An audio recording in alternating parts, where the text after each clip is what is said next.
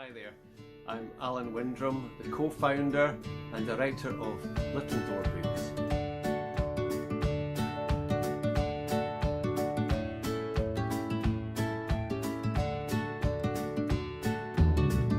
Well, Little Door Books kind of happened by accident. I was involved in I'm an author as well with Little Door Books, but I started off in children's theatre, dramatic theatre, going around working in schools, nurseries, and dressing up as a crazy farmer.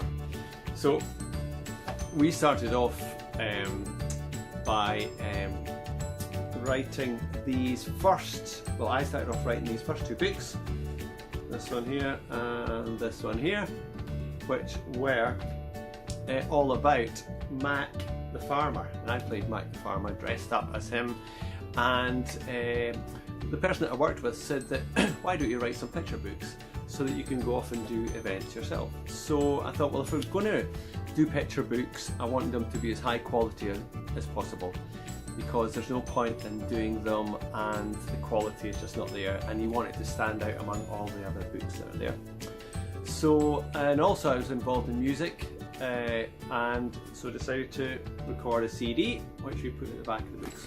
So I met up with a children's author called Vivian French, who has written 300 odd books and got an MBE for literacy and won awards and things, and she put me in touch with an illustrator. So as part of that process, we learned about how to get books illustrated, what you have to do to get them published, to get them printed, and to get them printed at the highest quality. So we kind of learned quite a few things. That was back in 2014-15. So we weren't really Little Door Books then.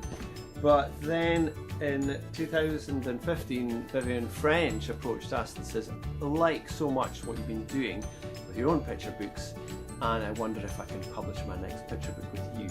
So we published in 2016, we published Vivian's book here, Captain Cranky and Sea Dog Steve.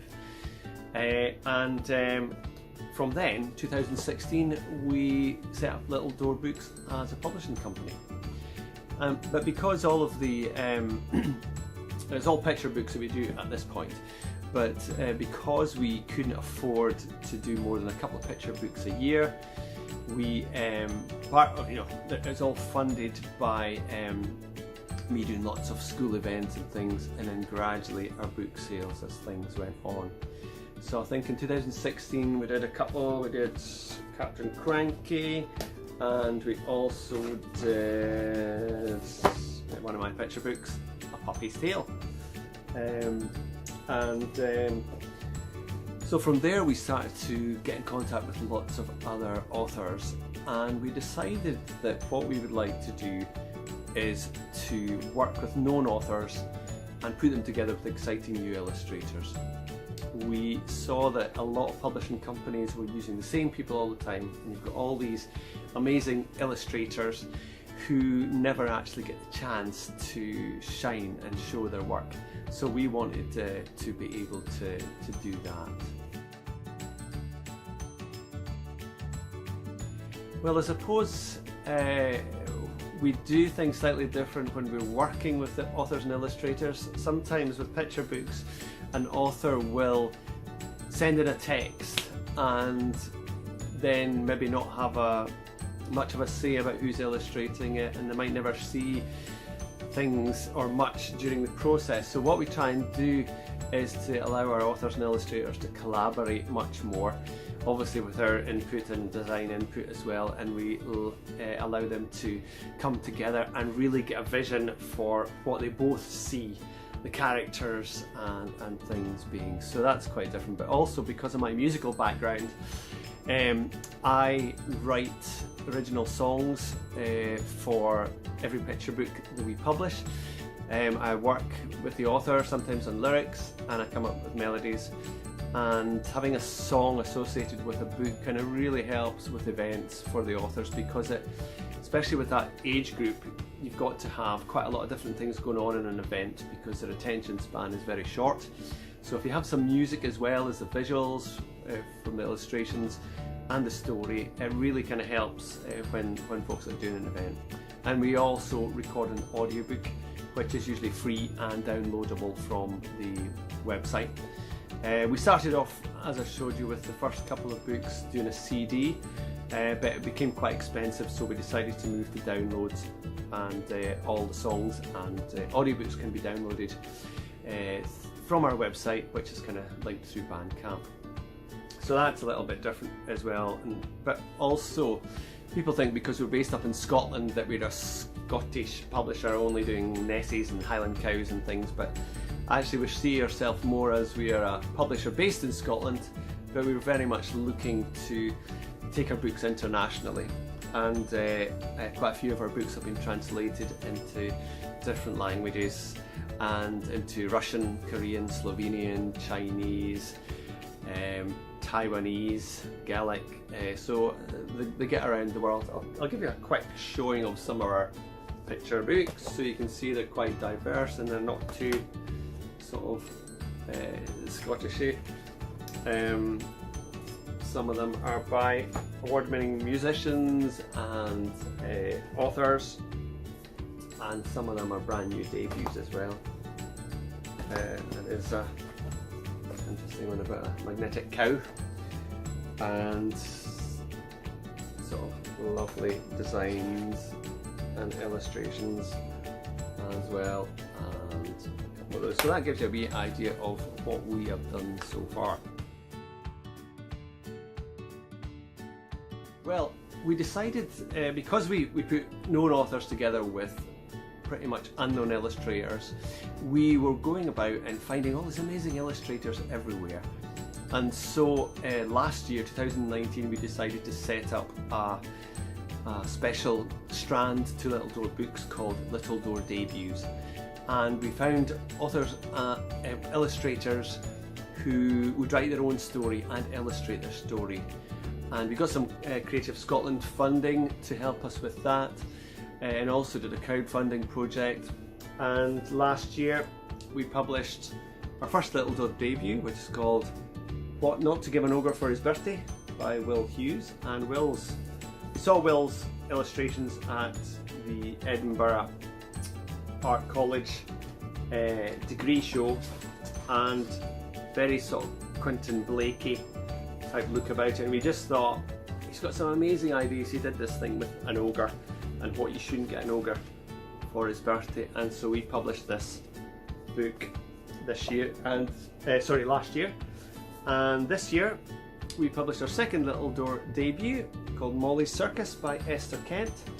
And we found Esther Kent gave us a submission for another picture book which she unfortunately didn't get chosen, but we loved her illustrations so much that we asked her to do a Little Door debut for us. So that came out unfortunately came out just after lockdown, but Esther's been amazing, doing lots of online activity, and things are starting to pick up for that as well. And we've got one more Little Door debut happening this October called The Girl Who Stole the Stars, and it's by a brand new illustrator who is self-taught and works away up in Nairn. So the project Little Door Debuts was really exciting for us because we were trying to bring brand new illustrators into the publishing world. Well, my journey has been very varied. I left school at 17 and became a hairdresser. I came from the Scottish borders, went up to Edinburgh, the big city. I was a hairdresser for 3 years, and then I became allergic to all the chemicals, so I couldn't do it anymore. So I decided to do some voluntary work, and I went off to Kenya in 1984 and worked with a missionary organisation, working with folks out in the bush, taking food and clothes out into the bush and things. And I was involved in doing quite a bit of music when I was out there as well, but came back after a year and well, thought hairdressing really wasn't much use in Africa if I wanted to go back. So I ended up working in a hospital as a hospital cleaner, for almost a year, and I thought, oh, this nursing lark looks alright and would be more useful if I wanted to go abroad. So I ended up training as a nurse for 3 years, and after that, for the next 20 odd years, off and on, I've been a theatre nurse working in an operating theatre up until 2016. So when I started doing the books and publishing, I was still working part-time as a theatre nurse. So I was part-time in the operating theatre and part-time in the dramatic theatre.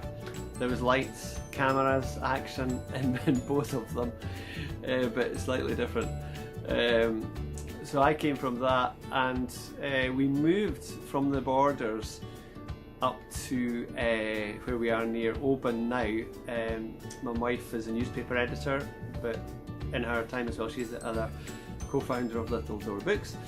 And she got a job up here, and so when I moved up as well, decided that I would leave the hospital because things were getting busier and busier with the publishing, and I go full-time. So in 2016, when we moved up, was when I went full-time with Little Door Books. I was working with children in the children's theatre, and it was just so rewarding. Like, they're a very unforgiving audience, because if they don't like what you do or you're saying, they'll soon tell you. But it's just so rewarding, and especially working in picture books at the moment, it's just been such fun.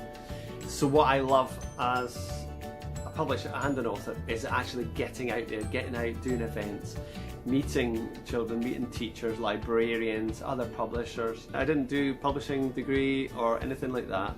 It's a love and a passion for books and for working in the children's field at the moment that is sort of opened up so many doors, and the publishing scene in Scotland has just been so encouraging. People are so helpful and willing to share what they know so they can help and assist you. I do everything for Little Door Books, run it all day to day. So I'm a bit admin, working with the other authors and illustrators that we work with. Anything you can think of with publishing, making a coffee for myself, is all done by me. I work with we've got a foreign rights team who are in London, and they go to the book fairs. We sometimes go as well, but they look after sales of foreign rights. And we have a sales and marketing team who are based in London as well, called Bounce Sales and Marketing. They have reps who travel the country and promote our books to bookshops.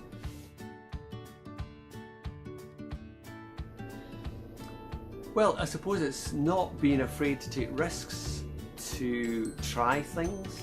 You might find out that you're better at something than you anticipate. Taking a bit of a risk in doing this, but I think if you have a passion for something, and that shows as well, then you just have to go for it. Don't expect people to come to you. Knock on doors yourself, and if the door's not open, then maybe try the window and see what happens there. Especially with children's work, you have to have a real passion for it as well. Well, our highlights, I suppose, were getting a lot of our picture books translated into foreign languages. But in 2019, one of my picture books, One Button Benny, won the biggest picture book prize in Scotland, called the Bookbug Picture Book Prize, run by the Scottish Book Trust and Bookbug, where there was almost 70,000 copies of the book were printed up and given out to every primary one child in Scotland. And of the 3 shortlisted books, the children chose the prize. So it was even more special because the children chose Benny as the winner. So it's really helped myself and Chloe and put Little Door Books on the map as well. And the same book was also shortlisted for the Shrewsbury Picture Book Award.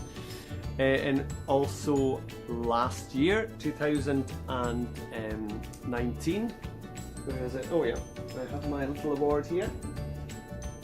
The Saltire Society Award for Emerging Publisher of the Year 2019. I co-won this with another publisher based up in the Highlands of Scotland.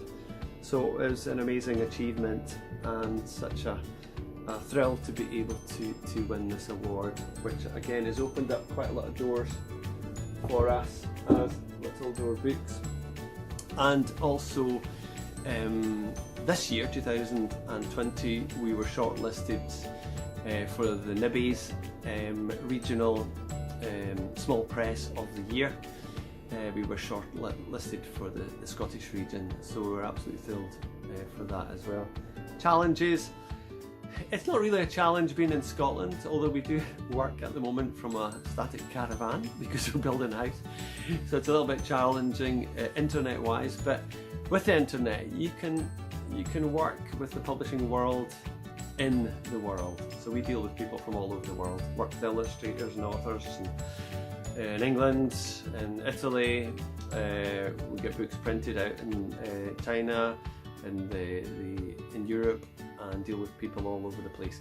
So the location isn't a challenge as much, apart from when you've got to travel places, but at this time we're doing a lot more Zoom calls, which makes things much easier.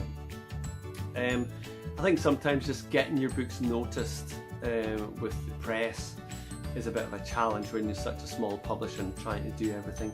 So we've got to think of innovative and interesting ways to be able to keep profile up of what we're doing.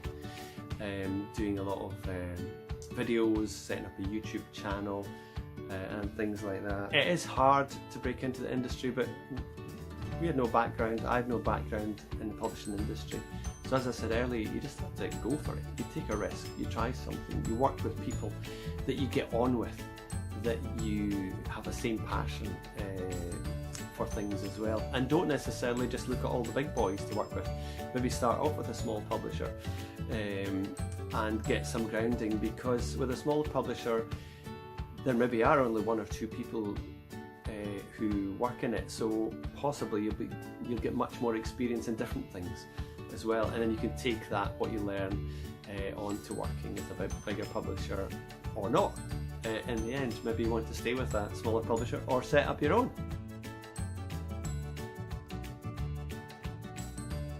But at the moment as I said, by the end of this year we'll have published 18 picture books. We want to try and expand the ages. Picture books is between 3 and 6.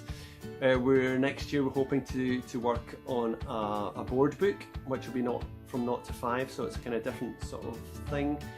And we're also going to be doing some chapter books and middle grade books as well. So we're slowly going to just extend the age range from picture books, so we're going to be doing different age ranges of books over the next few years. We're also speaking to animation companies about the potential of taking some of the picture books into animation, so that's kind of a long process, but yeah, we're really keen to move in that area as well. And then if something happens with that, we'll be looking at merchandising and licensing. So yeah, there's a lot going on. Hoping to win more prizes and just keep our books in the public eye and get them so that people are excited about them all coming